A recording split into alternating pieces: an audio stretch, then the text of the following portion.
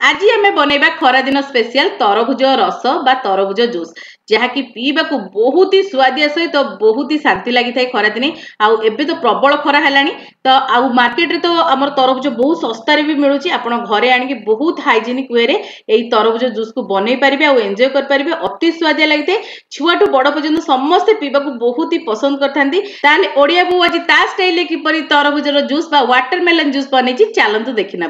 नमस्कार ओडिया बो रोसे को आपण मानकु बहुत बहुत स्वागत। एठी देखंतु वाटरमेलन जूस बा तरभुजर रस बनेबा पई आमे एठी नेबा गोटे वाटरमेलन आ जेते बेले आपण वाटरमेलन नेबे केबे हेले भी पूरा ग्रीन वाला नेबेनी सेटा जमा भी पाची न थाए सब बेले देखिबे जोथरे एम्ति येलो भाग बहुत थिबो सेही तरभुजटी हमर बहुत बढ़िया भाबरे पाची थाए या प्रति ध्यान देबे। बहुत लोक जानि पारंती नै कंचा तरभुज नेकी पळे आस्थांती घर को आ सेटा वेस्ट जाई थाए तेनु करी आपण जेते बेले भी तरभुज किनुचंदी जो तरभुज रे येलो पार्टटा अधिक थिबो जानिबे से तरभुज पूरा पाची छी आ बहुत बढ़िया भाबरे पाची छी आ बेसी देखिबे बेसी येलो येलो थिबो टिके येलो थिले आनिबेनी बेसी येलो थिबो जोटा सेटा ही आनिबे। आ एठी देखु मु काटिके आपण मानकु देखि देछि तरभुज केते लाल अछि आ बहुत भी मिठा थिला मध्य ताले चलंतु एबे तरभुज को छोट छोट खंड करी काटी नेबा आ तार मंजी सब काढी नेबा। तो एठी देखंतु मु तरभुज को काटी दिछि आ एठी मु गोटे फाळ तरभुज को नेइथिली आ तार मंजी सब क्लीन कर नेछि भलो भाबरे आ एठी देखंतु केते सुंदर नाली तरभुज पूरा मिठा थिला ए तरभुजटी तापर गोटे ब्लेंडिंग जार आमे नै जिबा सेतिरे आमे तरभुज को प्रथमे ऐड करिबा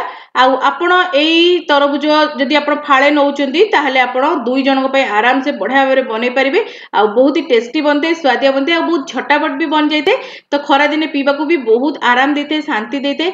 आ आपण माने जदि एबे पर्यंत तरभुज जूस करके पी नांती खरा दिने ताले ए स्टाइल थरे बनांतु तो आपनको बहुत पसंद आसीबो।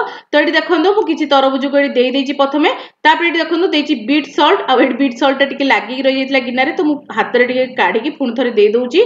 तो बीट सॉल्ट आपण देबे हाफ स्पून बेसी ऐड करिवेनी नले तो लुणिया हे जिवो पूरा जेंति चटापट टेस्ट आसीबो सेति पे सब जिंस एठी हाफ स्पून नियंतु। चाट मसला देछि एठी हाफ स्पून बहुत ही चटापट टेस्ट आसीते बहुत ही माने स्वादिष्ट बनि जाइते एम्ति करबा द्वारा। तापर एठी मु गोटे स्पून चीनी नेछि आ आपण एठी चीनी को पूरा स्किप कर परिबे जदि आपनकर मिठा तरभुज अछि किंतु टिके भलो टेस्ट आसे पे मु एठी देछि। तापर एठी मु किछि पुदीना पत्र नेछि जेंति 8-10 टी पुदीना पत्र आपण नै जंतो बहुत बढ़िया टेस्ट आसी थाए। तापर एठी देखंतु मु दोछि बरफ आ एठी मु 4 ରୁ 5 खंड बरफ देछि जेंति कि हमर पूरा चिल्ड तयारी हबो आ आपण एठी चिल्ड पानी भी मध्ये हल्का दियंतु जा द्वारा कि हमर तरभुज रसटी बहुत बढ़िया बनते आ एठी देखंतु चिल्ड वाटर भी मु ऐड करछि टिके नबो।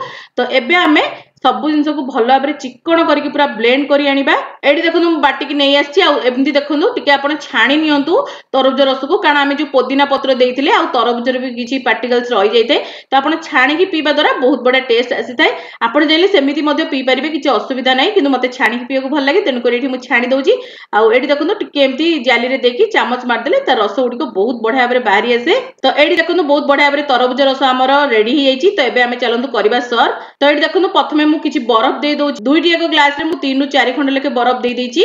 तापर आमे एठी ऐड करबा तरभुज रस को आ एठी देखंतु केते सुंदर बढ़िया रस हमर तयारी हिछि आ पूरा लाल कलर हिछि मिठा तरभुज नेबा द्वारा हमर एमति कलर भी बहुत बढ़िया आसी थाए और टेस्ट भी बहुत बढ़िया आसी थाए।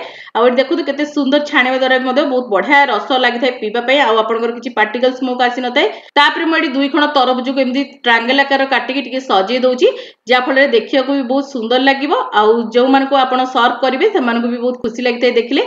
तो एई खरा दिन घर को जदि केही भी कुणी आछिंदी तांकू आपण एई भली वाटरमेलन जूस करि दियंतु से मान को बहुत ही पसंद आसीबो। आ आपण मान को जदि मोर एई छोट छोट रेसिपी भल लागथाय नियाती एबे लाइक करिवे शेयर करिवे चैनल नुआ थिले सब्सक्राइब करिया को भूलिबेनी साइड रे बेल आइकन को प्रेस करिवे ता द्वारा आपण माने मोर एम्ति भलो भलो रेसिपी गुडी को प्रथमे देखि परिबे। आ जदि फेसबुक रे देखुचंदी नियाती एबे फॉलो करनेबे इंस्टाग्राम पेज को मध्ये मोर फॉलो करनेबे सेठी मध्ये मु बहुत ही बढ़िया बढ़िया पोस्ट करते आ नियाती एबे जूस को बनांतु आ आपनकर मतामत मते शेयर करंतु। जदि किछि नुआ रेसिपी देखिया को चाहउजंदी कमेंट सेक्शन में लिखि परिबे मु आनिया को चेष्टा करिवि। आ आपण माने मोर वीडियो को को जगह देखुचंदी कमेंट सेक्शन में लिखिया को भूलिबेनी मते बहुत ही भल लागिवो। तो आगु को मु एम्ति बहुत ही बढ़िया बढ़िया रेसिपी सब नै के आसीबि। तो आजि पय एतिकी बाय बाय।